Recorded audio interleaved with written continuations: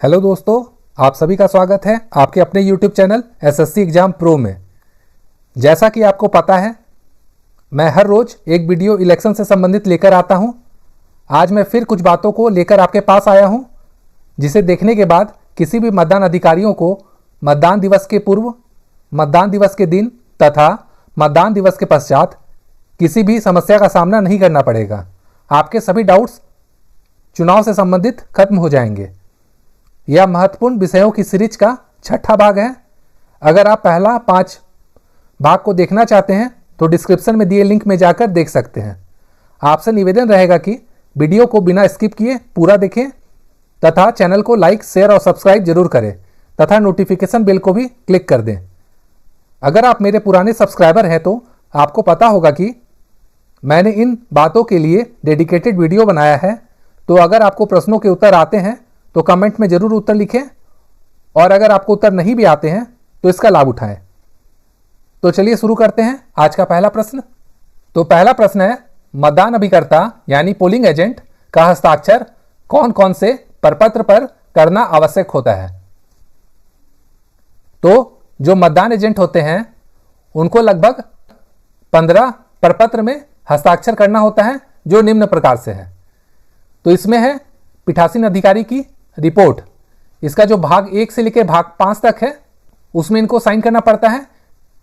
पीठासीन अधिकारी की रिपोर्ट भाग 1 से 5 तक के लिए मैंने डेडिकेटेड वीडियो बनाया है। अगर आप देखना चाहते हैं तो मेरे चैनल में जाके देख सकते हैं। उसके बाद इनको साइन करना पड़ता है पीठासीन अधिकारी की घोषणा भाग 1 से लेकर भाग 4 तक। फिर इन्हें हस्ताक्षर करना पड़ता है मतपत्र की लेखा प्रपत्र 17C में। इसके साथ ही साथ उन्हें हस्ताक्षर करना पड़ता है मतदान अभिकर्ता गतिविधि सीट जो होता है अनुलग्नक 11 उसमें। फिर मतदान एजेंट की नियुक्ति पत्र जो होती है प्रारूप 10 उसमें करना पड़ता है। अभ्याक्षेपित मतों की सूची प्रारूप 14 में करना पड़ता है।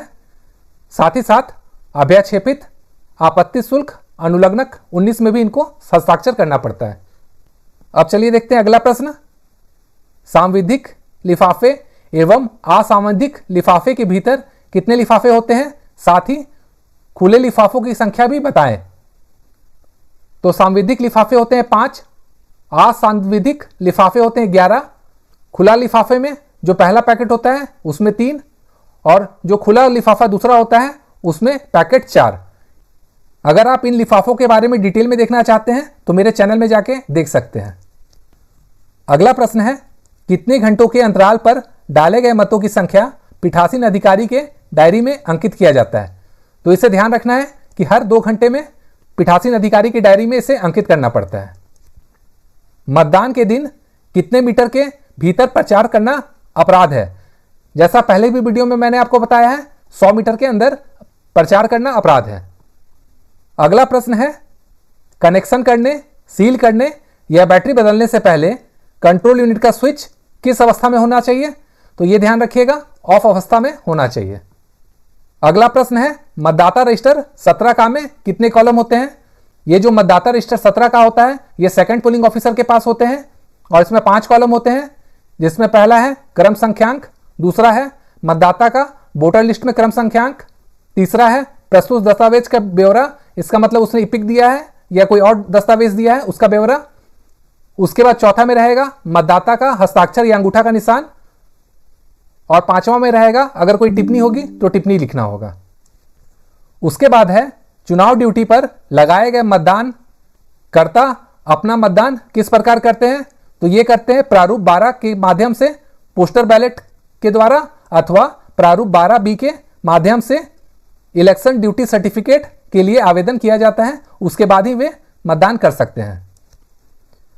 अगला सवाल है, वोटर स्लिप में कौन कौन सी जानकारी भरी रहती है। तो इसमें रहता है संसदीय क्षेत्र का नाम, मतदाता रजिस्टर का क्रम संख्या, मतदाता सूची का क्रम संख्या, इसके साथ ही साथ मतदान पदाधिकारी का लघु हस्ताक्षर। अगला प्रश्न है, 1 से अधिक वॉलेट कब मिलेंगे। तो नोटिस के सहित अगर 16 से अधिक उम्मीदवार होंगे तो 1 से अधिक वॉलेट यूनिट मिलेंगे। इसका मतलब है अगर 16 है तो 1 मिलेगा, अगर 32 हो गया तो 2 मिलेगा, फिर 48 हो जाएगा तो 3 मिलेगा, यानी 16 के मल्टीपल पे जितना होगा उतना वॉलेट यूनिट उन्हें मिलेगा। अगला प्रश्न है, मतदान प्रक्रिया समाप्त करने स्विच ऑफ एवं ईवीएम के सभी यूनिटों का संबद्ध विच्छेद करने के लिए उचित क्रम क्या है? तो सबसे पहले आपको कंट्रोल यूनिट का क्लोज बटन दबाना होगा, फिर कंट्रोल यूनिट का स्विच ऑफ करना होगा और अंत में जितने भी यूनिट हैं उसको सबको डिस्कनेक्ट कर देना होगा। अगला प्रश्न है, मतदान समाप्ति पर कौन कौन से प्रपत्र पोलिंग एजेंट को दिया जाता है? इसका आपको बहुत ध्यान रखना होगा।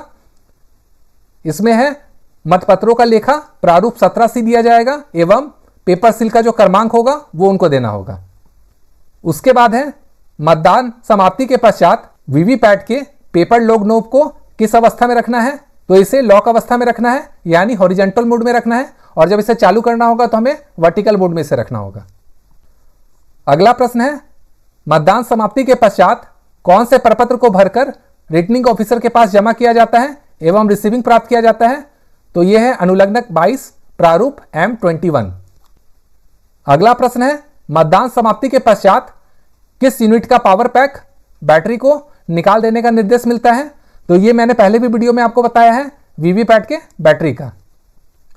तो आशा करता हूं दोस्तों, अगर आपने इस सीरीज का भाग 1 से लेकर भाग 6 देखा होगा तो चुनाव में आपको किसी भी समस्या का सामना नहीं करना पड़ेगा। अगर आपको वीडियो थोड़ी भी पसंद आई है तो चैनल को लाइक, शेयर और सब्सक्राइब जरूर करें। Thank you.